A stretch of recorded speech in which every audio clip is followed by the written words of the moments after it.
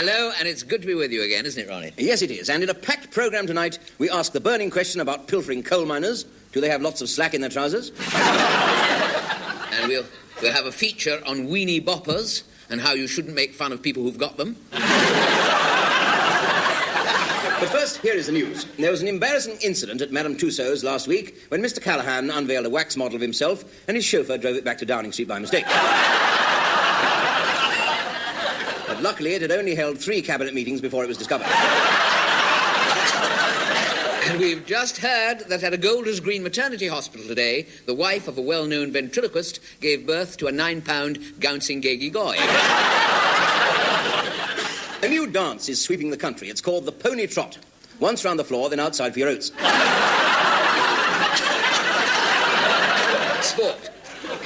Sport. Reports that athletes indulge in too much sex before meetings were hotly denied today by sprinter Wellesley Blunt. He went on to win the 100 metres in a time of 2 hours, 37 minutes. Now for the notices. There'll be a conference and sermon in the Free Church Hall tomorrow for those who thirst after righteousness. And for those who thirst before righteousness, the Cat and Fiddle opens early. In a sketch that follows about teddy boys and topless girls at a dance, I knock around with a pair of rockers. And I rock around with a pair of Notts County football.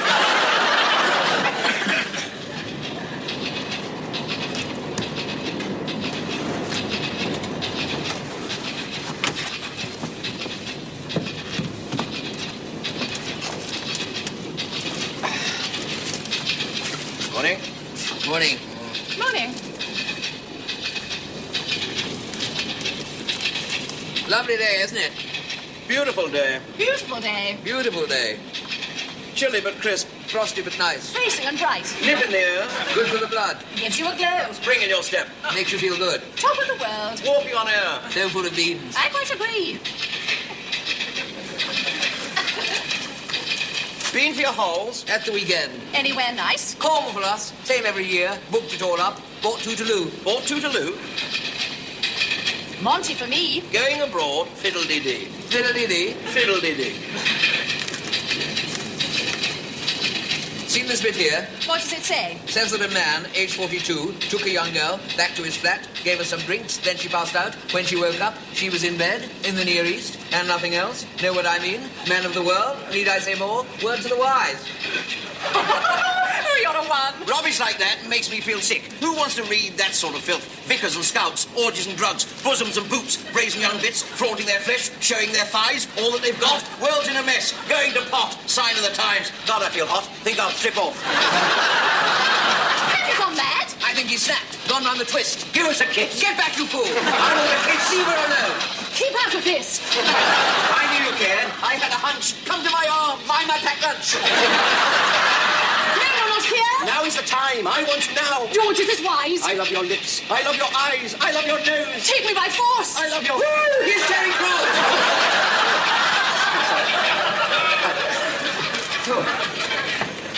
I say, I'm most awfully sorry. I don't know what came over me. It's quite all right. Say no more about it. Just one of those things. George. Thank you so much. Wouldn't mind, but it's the same thing every day.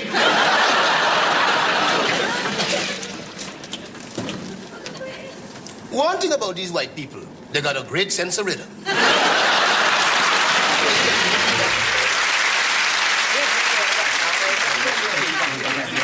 Not gin tonic, you're half wine, I'm thinking. Yours, yes, right. Right, I think, look, you all go out on the terrace. I'll get the waiter to bring the drinks out, shall I? That's fine. Off we go. Good evening, sir. Good evening. What would you like? Well, to start with, I'll have a large gin tonic. So, Very large. ice and lemon, sir? Yeah, if there's room in the glass, yes. And what else, sir? As a matter of fact, I just met these people. See, I don't know them at all. They're all friends of my wife, you see. So now let's see. The lady in the sack dress wants an enormous brandy. The young man with a flat head wants a rum and coke. Andy, he's the tall chap. He's Scottish. He wants a pink gin with lemon. The girl with the boobs wants a white lady. My wife will have a Scotch on the rocks. The woman with the bare arms behind her, she will have half a bottle of the house wine. And the old man with the rather shifty eyes, he'll have a rough cider. But before that, I'll have another gin and tonic. Yes, sir. Oh. Beautiful. So, right, so that's an enormous brandy, rum and coke, a pink gin, white scotch, a wine, a cider, and a lemon on the rocks. Pardon, sir? The lady in the sack dress, brandy. The flathead, rum and coke, a Scotsman behind, a white gin. The lady with the pink boobs, a cider, just a minute. Yes,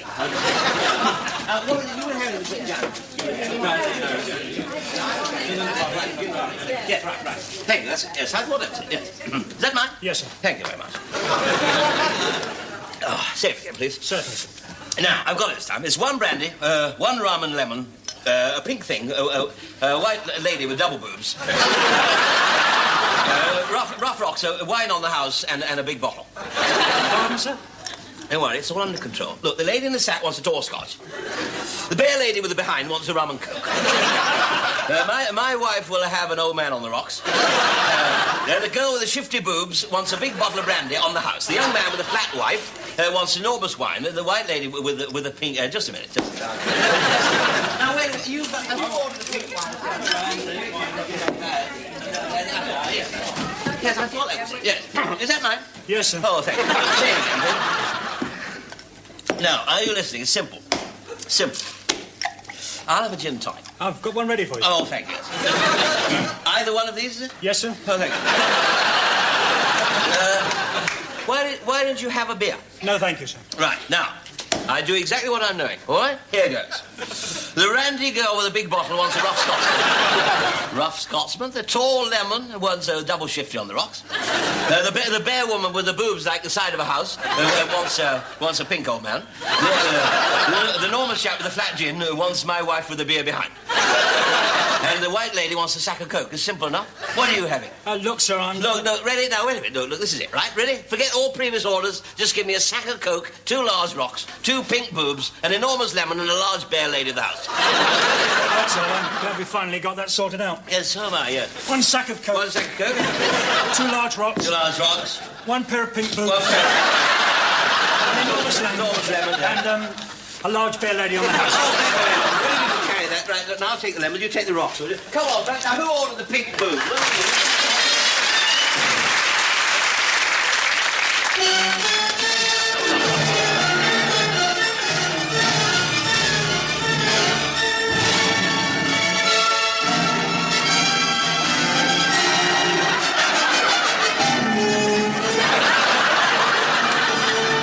Victorian London was now in a state of terror.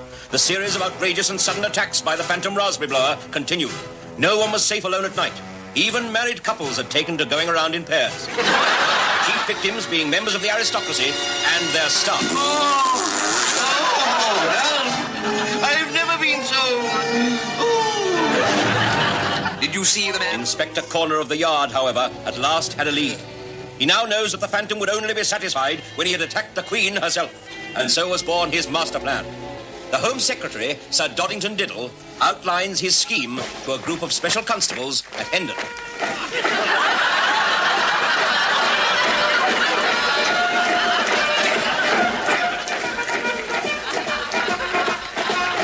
Victoria's mark, sight. Victoria's hunt.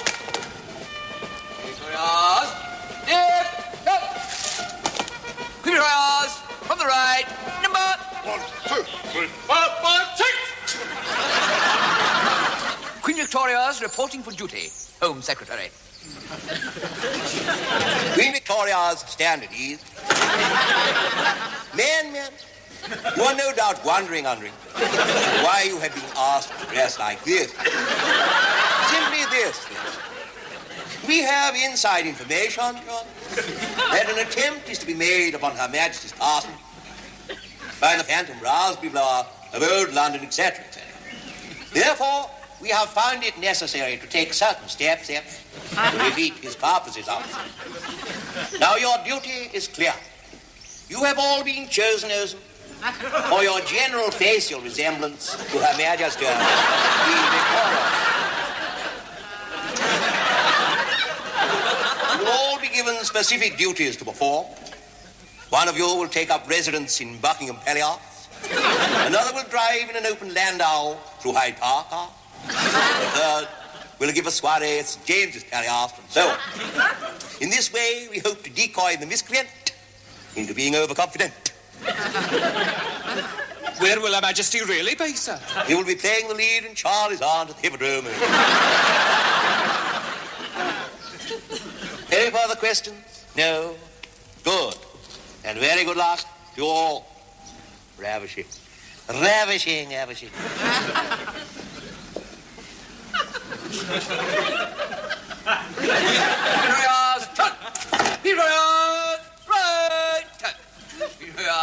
By the left, quick, march. Thus, the platoon of 6 Queen Victoria's first class set about their vital task of decoying the raspberry blower into a lethal trap. But each of the 6 suffered a different fate at the hands of the Phantom. The first one, Constable Cyril Custard, was posted to Windsor. He disappeared after being at the receiving end of a nasty one from under the table. The second one was receiving debutantes at Buckingham Palace. But the Phantom disguised himself as a deb and struck again, and the poor constable was discovered when his skirt was blown off by the force of the blast. The third attack poisoned the coffee on the royal train, and the policeman never recovered. The fourth Queen Victoria got stuck in a traffic jam at Luggett Circus and was never seen again. And the fifth and sixth ones fell in love and lived happily ever after.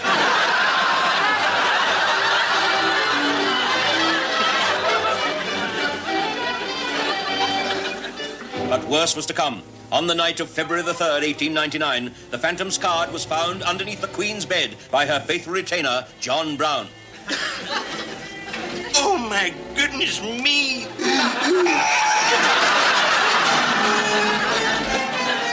The nation was shocked. An emergency meeting was called at number 10 Downing Street. All the heads of the Commonwealth were present. The Prime Minister addressed them. My lords, Prime Ministers, Sultans, Potentates, Sheiks, Maharajas, and Miss Maureen Buddy. Gentlemen. And Maureen. We must take steps to isolate this threat to our dear Queen. Everything else takes second place. Here, here. Here, here. Here, here. Now, hands up, all those in agreement. Now, here is my master plan to put paid to the Bloomsbury Phantom Rasser of all...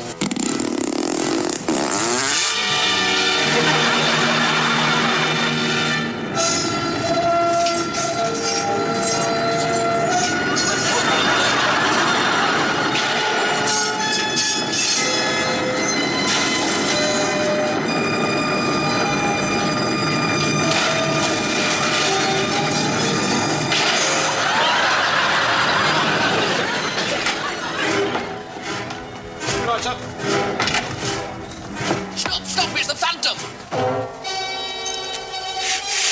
He's rendered my whistle lifeless. Here, use mine. Oh, that's a nice one, sir. Here, I want a word with you. Is nothing sacred? Can nothing be done? Authority is once again powerless to stop him. Who is there who will now dare to pit his wits against the Phantom Raspberry Blower of old London town?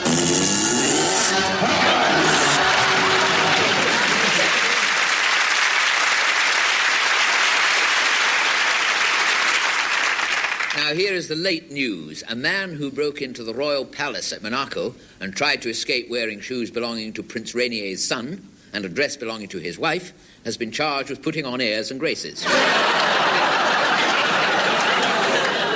The news from the courts, 30 drunken trippers who nipped off their coach for a certain reason on Hammersmith Bridge, just as the Cambridge crew were passing underneath, have been each fined £10 for having one over the age. And a young woman from Wealdstone made an extremely serious complaint against a famous cosmetic surgeon.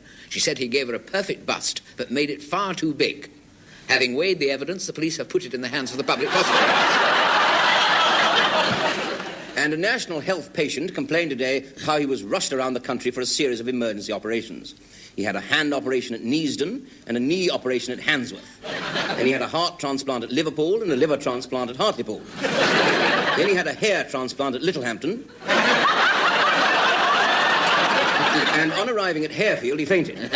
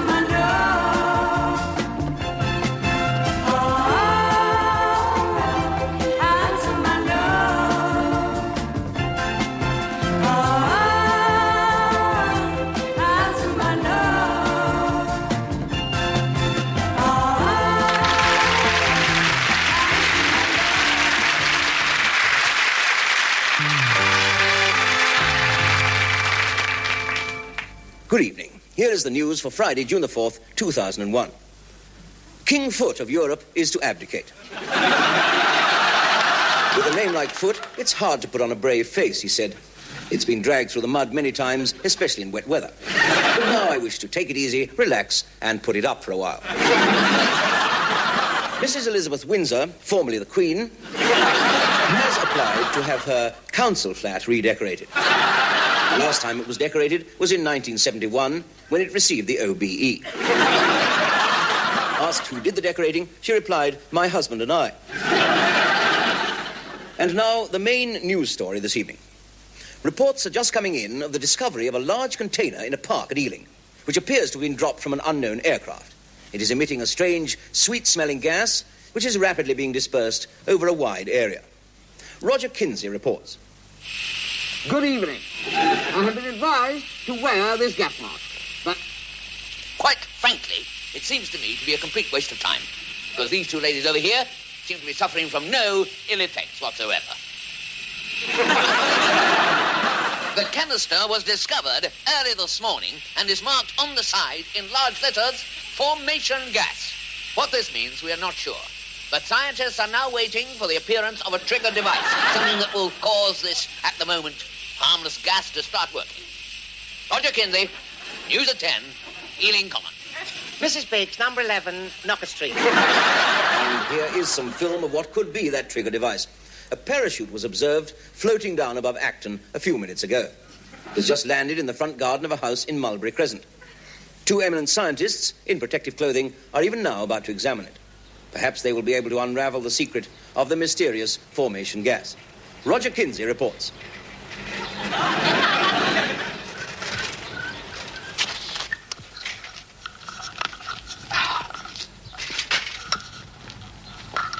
Here we are in Acton now, approaching the moment of truth. Everyone in the area has breathed the formation gas. It remains to see now whether the scientists can render this trigger device harmless.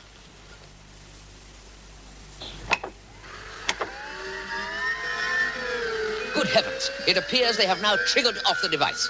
Nothing can now stop this gas becoming effective. Roger Kinsey, News at 10, on his bike.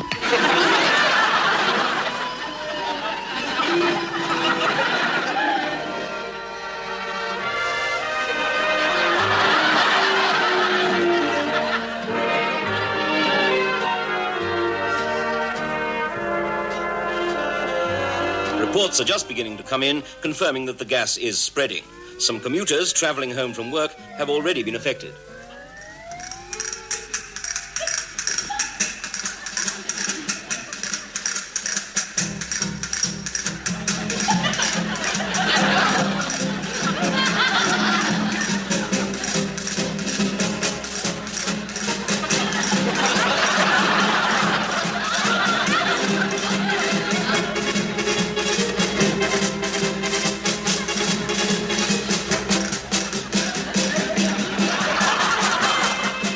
South End, the gas accidentally woke up several council road members during working hours.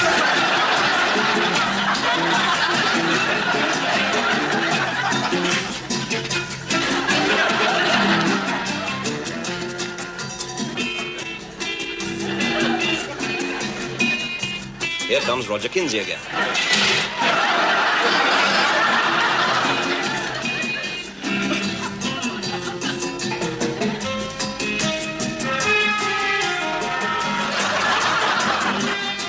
Police headquarters have recruited a special squad to deal with the situation.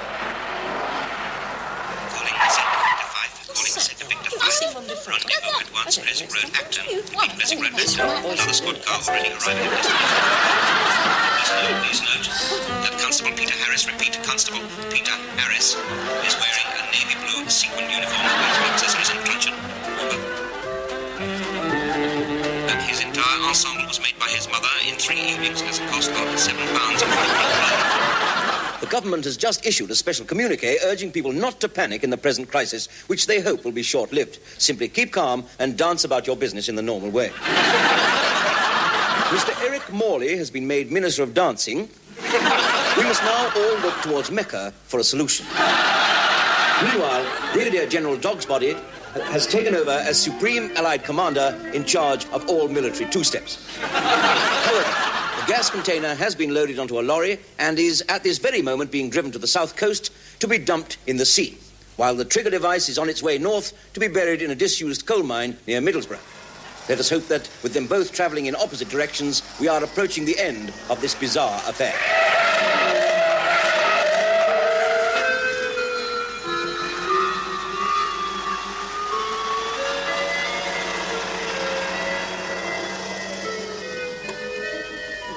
What's all this? Oh, no, well, just go on, stop. I don't know what's stopping you.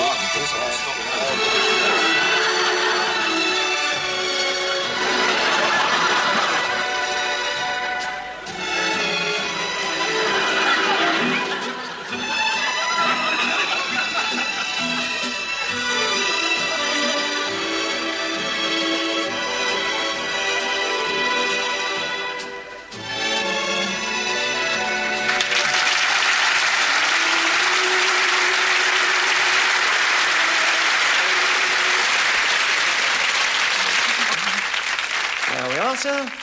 What is Sir going to have? I would like a shave, please. A shave. Oh, Mr. Engel does the shaving, sir. Mr. Engel? Yeah? Customer for you. Oh, right.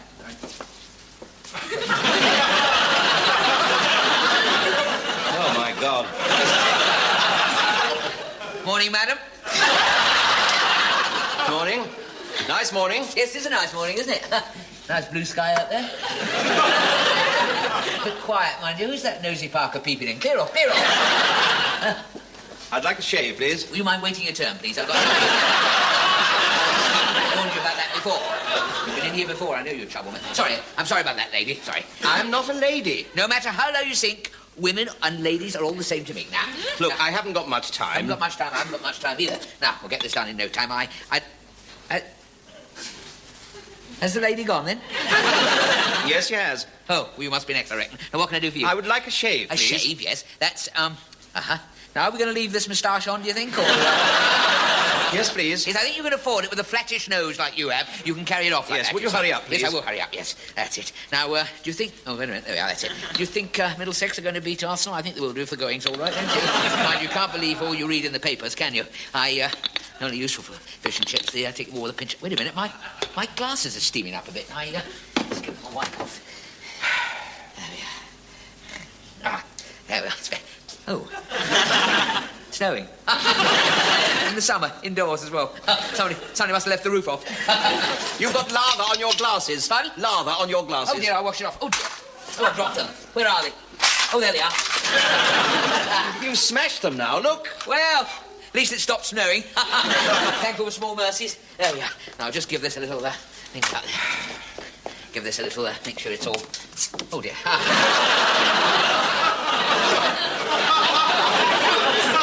Nice and sharp. Have your beard off in no time. You won't know it's gone till you nod your head and it dropped off. I think I'll leave it. What? I've decided to grow a beard. Oh, no, most unhygienic. Look, you're in no shape to shave me without your glasses. Well, let's have a stab at it at least. Goodness me, I know men's chins like the back of my own hand. Oh, cut my hand there. Look, I don't trust you. Look, I could do this blindfold. Would you like a blindfold? No, I'd just like to go. Wait a minute, just stay where you are. No, please. I thought about that. Get Oh. Anything else you want? Any hair restorer, any combs, shave, any other requisites? No. Oh, wait a minute, a little bit on your Adam's apple. I'll just get that off. Wait a minute. Please. Goodness me. Oh. How do I like that? Your temperament. Come in, please. That's it. That's it. Right there. That's it. All right. There we are. Lovely. Now, what would you like? A nice Tony Curtis? I'll sweep it back, blow dry, shake it all, inside it all, do everything like that. Is that the best thing? All right.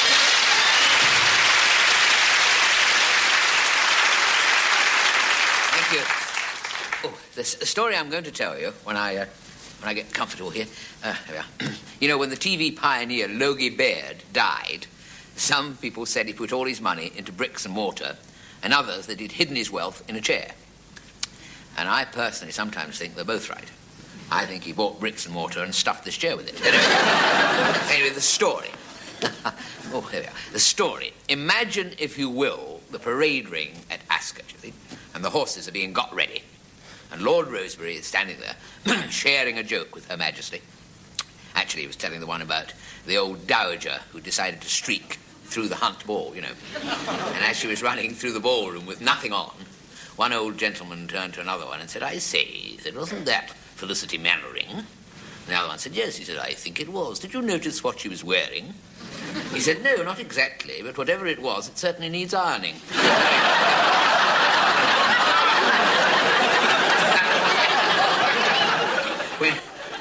When out of the corner of his eye, Lord Rosebery, when out of the corner of his eye, he sees one of the trainers feeding something to one of the horses. Excuse me, he said, Your Majesty, excuse me, he said, but I think one of the lads here is trying to pull a bit of a flanker. Now, I expect at this point, a lot of you are surprised at my fluent use of such racing expressions, you know, as parade ring, Lord Rosebery, horse. Well, I'll let you into a little secret. On the side, I do breed racehorses. I haven't bred any yet, but I've got a damn good idea how it's done. Actually, owning a racehorse is something of a prestige symbol in this business, you know, sort of show you've made it. Some people buy a racehorse, others get a divorce, you know. My wife actually was in favour of the divorce. She said it's more permanent, you know. Something we could both enjoy. And I remember when I first mentioned that I'd like to buy a racehorse, she didn't speak for nearly a minute. Which was rather exciting. Because another 10 seconds and she'd have broken her own record. Whatever, she said to me, whatever do you want a racehorse for? She said, you've already got a dog. Well, I had to explain to her, with the best will in the world, you can't expect a 10-year-old poodle to win the Grand National. It takes him all his time to put his leg up for the Oaks. But I digress. And I also seem to have forgotten the joke. Which, luckily, I happen to have jotted down here on the back of this. One of my fan letters. Isn't that pathetic? I got one fan letter, and here I am deliberately boasting about it. Anyway, thank you, Chunky of North Ealing. I'm sorry you took the standing up and the hammock joke too seriously. Get well soon. Both of you. Anyway, honestly, one lousy fan letter. Sorry, Chunky. No offence. Well, at least, oh dear. Well, at least I'm honest about it. I'm honest about it. I wonder if I go down there and get that, will I? It's a bit of a fall if I fall off here. I'll go down and get it. Oh dear. That's it. I get vertigo here. Please. My wife's as bad as me. Vertigo. I took her the other day for a row in the Serpentine. She went down with scurvy. At least I'm honest about it, the one fan letter. I mean, not like these people who come on the telly and say, I just want to thank all those millions of viewers who wrote letters of sympathy after watching my show last week. I don't know who writes all those letters. I mean, to me, the gas bill is fan mail. Honestly, I carry it around pointing at my name in the little window, you know. And when I pay it, I enclose an autographed photo of myself looking out of the little window. Back to the joke. Now, we'd got to the point where Lord Rosebery went over to the trainer and he said, what have you just put in that horse's mouth? And the trainer said, as a matter of fact, your lordship, I'm giving him a few lumps of sugar. Look, there's nothing wrong with it. Taste it. And he ate a bit himself, you see, and Lord Rosebery ate a lump. See the trick? See? He said, I'm sorry, said Lord Rosebery. Having eaten the lump of sugar, he said, I'm sorry.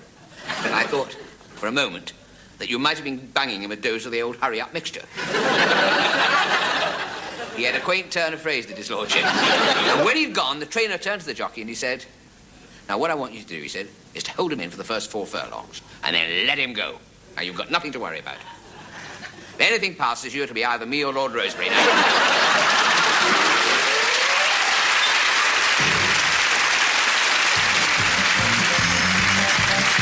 Ladies and gentlemen, in concert, Jehoshaphat and Jones.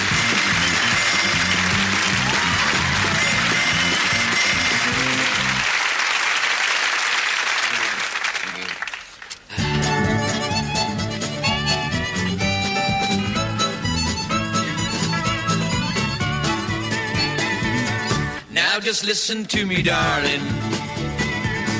What I say to you is true. If you really want to leave me, that's entirely up to you. But believe me when I tell you, I'm really not to blame. All your silly fears are groundless. I still love you just the same. It don't mean that I don't love you just because I never speak and I never give you presents, take you swimming in the creek, just because I hate your cooking. Oh, please don't get in a stew just because I shot your grandma. Doesn't mean I don't love you. It don't mean that I don't love you when I punch you on the nose. Other women never buy you any clothes. How can we remain together with so many ifs and buts? It don't mean that I don't love you, but my wife, she hates your guts.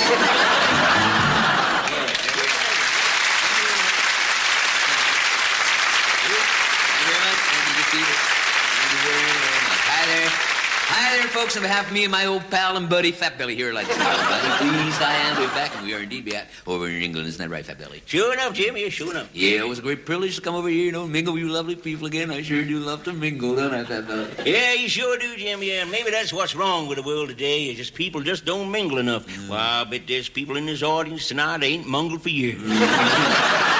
Still, we didn't come here to make the world better, did we? We came here to sing a few songs. Yep, make it worse. Let's get back to your gal and this little song we do. What's it called? Well, I'm changing my glasses. I've got myself a gorgeous girl. She lives just out of town. She's always most agreeable whenever I'm around. We never ever quarrel and she sees my point of view. She just agrees with everything. Well, that's not strictly true. She agrees we're like the bees and the birds up in the trees. She agrees that love is wonderful and right. She agrees in every way with everything I say, but she won't agree to do what I asked her to last night. She's such a healthy sort of girl. She plays all kinds of sports. She's a wonderful all-rounder when she's wearing tennis shorts. She's great upon the golf course and she's an expert rifle shot. And when she plays a game, she gives it everything she's got. She plays baseball, she plays pool, she plays hockey for the school. She can ski and swim and fence and fly high. Throw a dart or bounce a ball, she'll play any game at all. But she wouldn't play the game that I asked her to last night. She agrees that I'm sincere and she thinks that I'm a dear, but she won't agree to do what I asked her to last night. She agrees that I've got class and she thinks that I'm a gas, but she won't agree to do what I asked her to last night. No, she won't agree to do what I asked her to last night.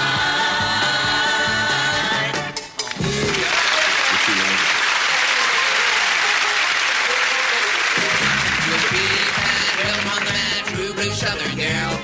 Met her down in Arkansas, never saw the gal before, but she seemed a real good pal. She could bust a cattle and her sister from Seattle, she used to do it as well.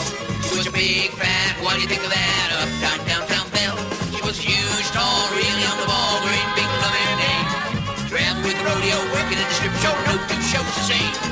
Cow show, cat fair, she would drop her underwear, everyone enjoyed, you could tell. She was a huge, tall, no place tall, uptight downtown belle.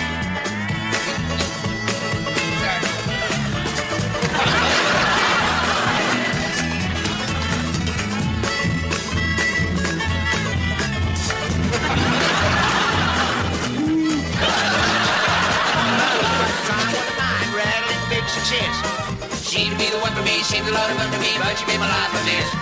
Took my gold, left me in the cold, didn't even leave in my heart.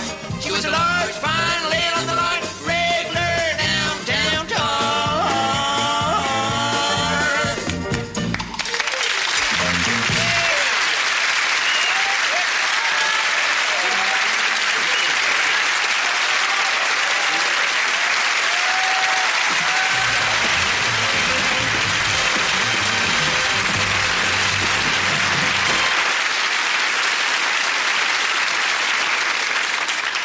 Well, that's all for this week, except for two items of late news. Mr. Arthur Purkis, the man who this week won £500,000 on the pools, has announced that he will never work another day in his life. He's staying on with British Rail. And a Watford man has made a serious complaint against Sunnyview Naturist Paradise. He said that after being in the nudist camp for at least 3 months, he had a letter from the secretary that began, "Dear Sir or Madam." But that's all we've time for, so it's good night from me. And it's good night from him. Good night.